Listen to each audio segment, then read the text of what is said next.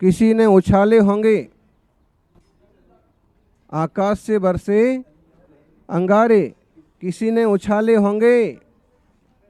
हम सब चल रहे हैं सत संस्कारों के मार्ग पर, किसी ने तो संस्कार डाले होंगे।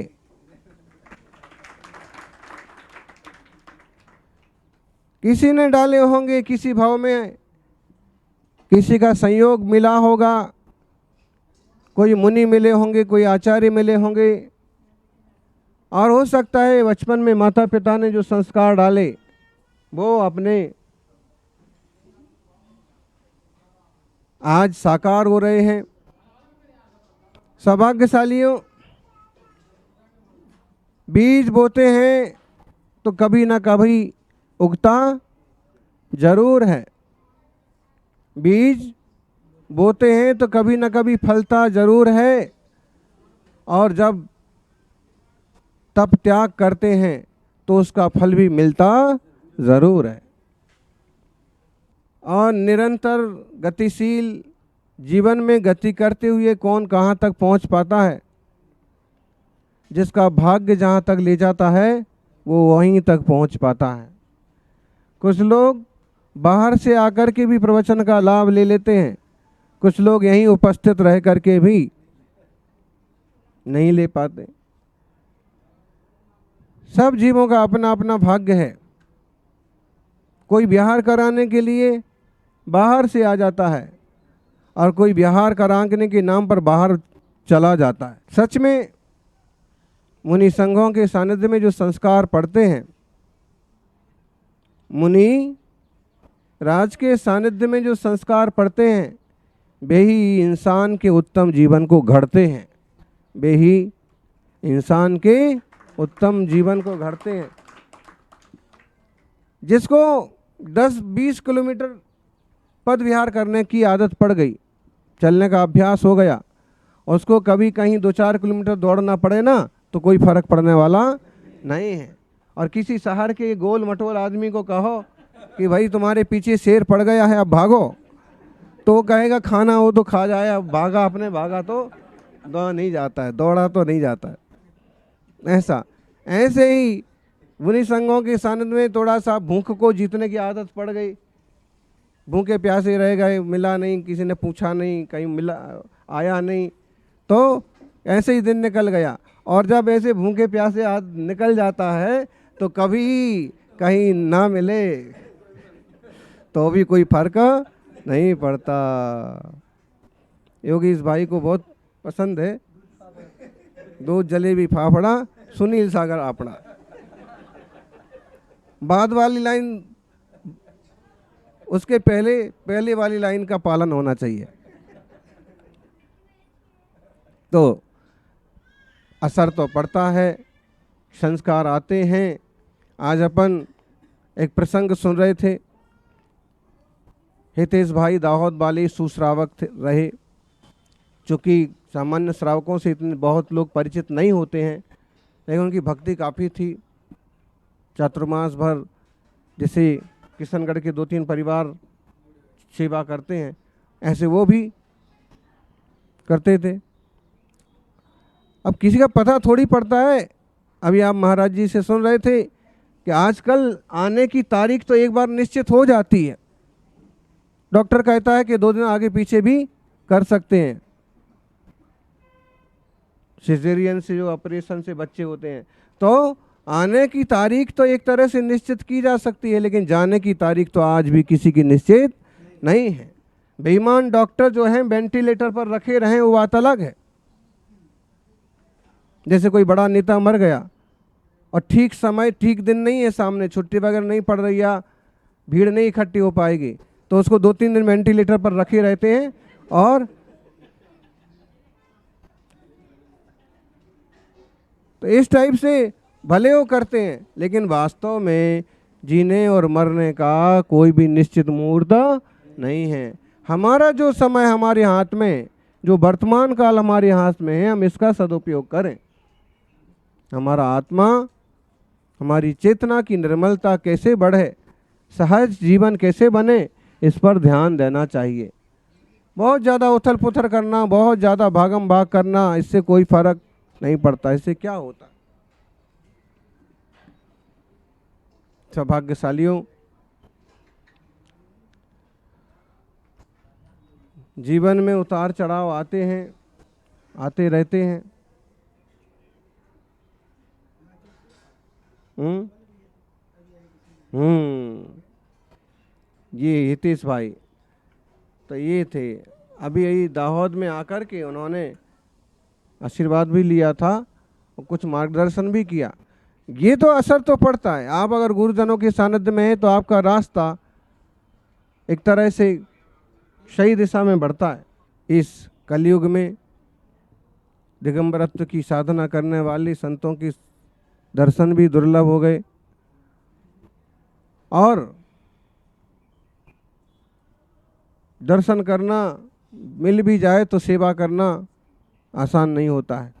धर्मात्मा की एक भावना होती है, धर्मात्मा निकट हो चर्चा धर्म सुनावे, वह सावधान रख के गाफिल ना होने पाऊं। जिंदगी भर अगर अभ्यास करेंगे तो वो उपलब्धि होगी। पुण्य बढ़ाते जाएंगे तो उपलब्धि होगी। किसी ने एक प्रश्न पूछा कि बोले महाराज जी, ऐसा कैसे होता है कि कोई कोई व्यक्ति जीवन के आखिरी समयों में संयम लेता है, समाधि लेता है और उत्तम समाधि मरण कर लेता है। हम भी ऐसे ही करेंगे। हमने उनको कहा कि इसमें मत रहो, आप ऐसा कर लो कि इसकी कोई गारंटी नहीं है। हो सकता है उस जीव का कोई योग संयोग भाग्य पुण्य रहो कि वो उसको वैसा मौका मिल गया, और आप सोचते रहे और मालूम पड़ा कि जब आप अस्वस्थ हो गए तो लोगों ने जाके आपको हॉस्पिटल में डाल दिया, और हॉस्पिटल में नली लगी रही, बेहोश रहे आए और प्राण निकल गए। ये बात सही है कि एक ही शरीर में कोई अनादि काल तक अनंत काल तक रहता नहीं है। शरीर तो बदलना है, पर्याय बदलना है। इसलिए इस बदलते हुए संसार में एक ध्रुव चैतन्य स्वभाव की दृष्टि करो। ध्रुव चैतन्य स्वभाव क्या चीज है बोलो ज्ञानी? ध्रुव तो देखा जाए तो कुछ नहीं है, फिर ऐसा क्यों कहते हैं ध्रुव चैतन्य स्वभाव? बोलो। हाँ, द्रव्यार्थिक नय से देखें, परम पारिणामिक भाव की दृष्टि से देखें तो आत्मा आत्मा ही रहेगा। किसी भी काल में आत्मा ज्ञान दर्शन स्वभाव वाला ही रहेगा, और आत्मा तो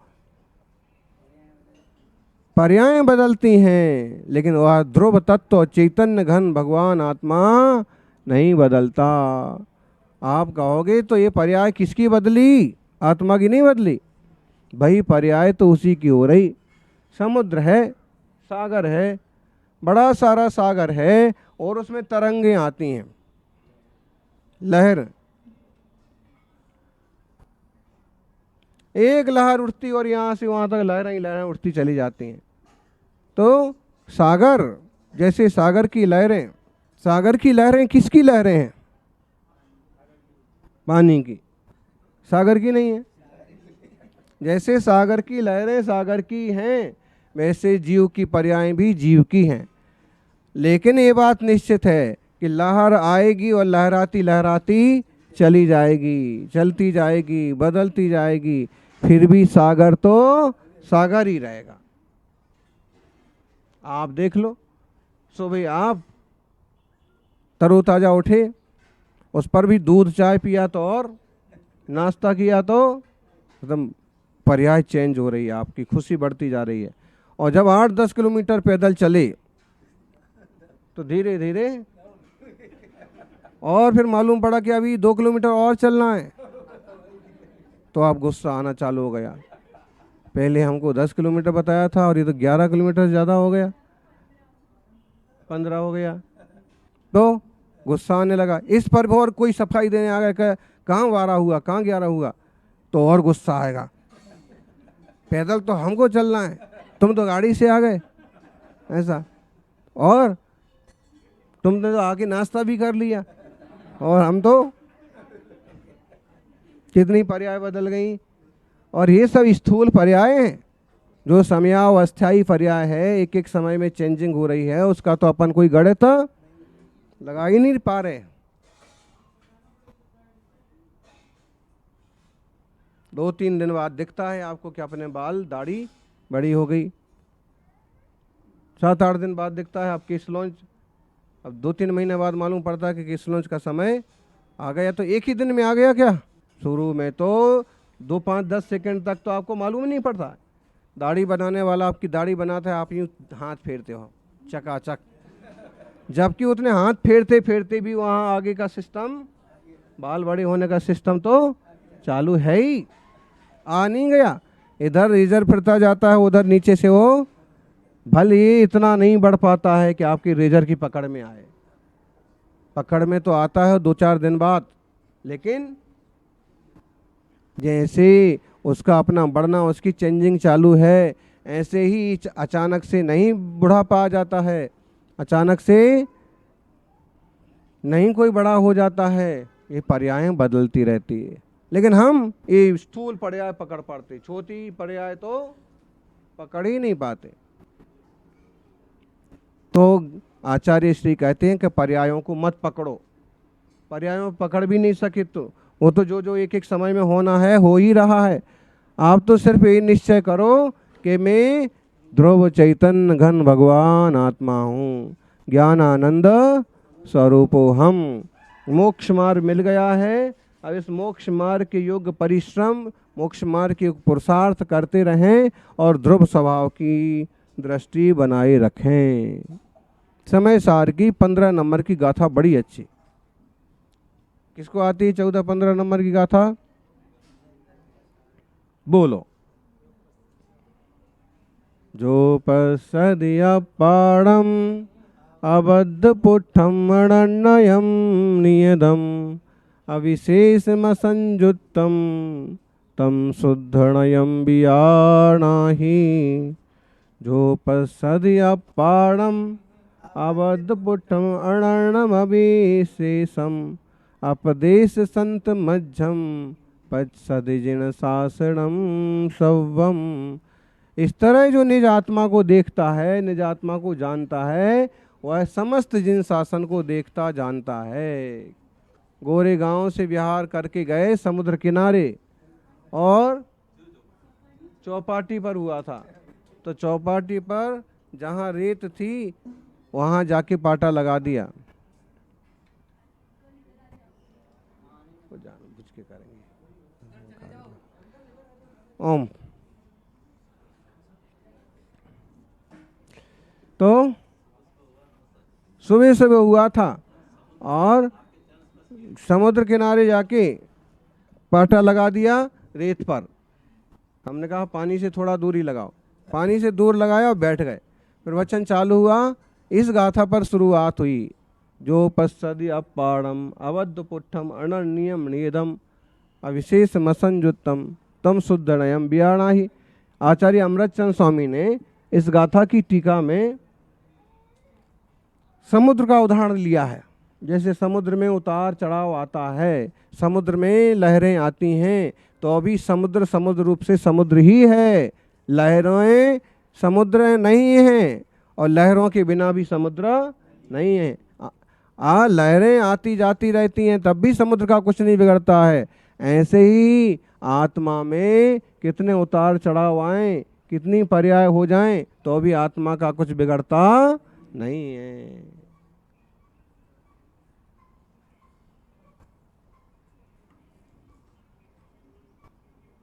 आत्मा ध्रुव स्वभाव वाला है। वो चेतन हो, कभी अचेतन होने वाला नहीं है। प्रवचन करते करते 10 मिनट में तो पानी जो है वो उछाल मारता मारता पाटे तक आ गया। फिर छोटा पाटा था इससे आधा, फिर पाटे पर पानी आ गया, फिर पाँवों पर पानी आ गया और ऐसे पद्मासन से बैठेंगे अंगूठे तक पानी भरता भरता आ गया। अपन वहीं बैठे रहे और जब अंगूठे पर आ गया पानी, पाँव दोनों पाँव धुल गए अपने समुद्र के जल से, तो फिर अपन का प्रवचन भी पूरा हुआ और अपन चले गए। वो नहीं गया, अपन ही चले गए, प्रवचन पूरा हो गया। तो ऐसा कोई वो भराव का समय होगा कि समुद्र का पानी बढ़ता बढ़ता चरणों तक आ गया, पथ प्रक्षालन हो गया, और लोटा भर के लाए थे तो उसका तो कोई उपयोग ही नहीं हुआ। और वो एक अनोखा दृश्य था कि जुहू चौपाटी पर प्रवचन होना, तब वो कोई सरकारी परमिशन वगैरह तो ली नहीं, ऐसे ही शुद्धि के निमित्त से गए और दर्शन के निमित्त से, और वहीं बैठ गए, और श्रावक भी इकट्ठे हो गए, 200-300 प्रवचन हो गया।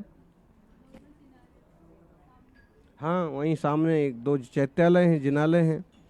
तो ऐसे है कि जैसे समुद्र में उतार चढ़ाव होता है, जैसे सोने का पीतपना सोने का ही है, अबद्ध पुट्ठम अबद्ध अस्पृष्ट अबद्ध पुट्ठम अनन्यम नियदम, अनन्य है, सोने का पीलापन सोने का ही है, पीलापन और सोना अलग अलग नहीं है। आत्मा ज्ञान घन ही है, आत्मा और ज्ञान अलग अलग नहीं है।